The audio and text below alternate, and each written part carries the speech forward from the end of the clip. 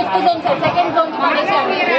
నా జూనియర్స్ కి fifth zone లో ఎట్లా వేకెన్సీ ఉంటుంది? నేను అదే చెప్తున్నాను, నాకు ఆలోచన నేను అదే చెప్తున్నానమ్మా. అరిసినంత మాత్రం కాదు కదమ్మా.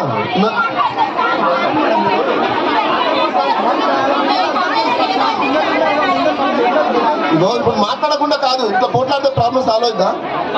అవుతుందా? కాదు. సో మీరు అన్నదానికి 317లో మీకు అన్యాయం జరిగింది, అవునా? దానికి ఏముందో నాకు గ్రీవెన్స్ ఇవ్వండి, నేను కూర్చుంటాను, తీసుకుంటాను.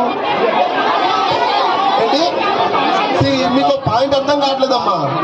ఇగో 317 అనేది నేను చేసేది, కమిషనర్ గారు చేసేది కాదు.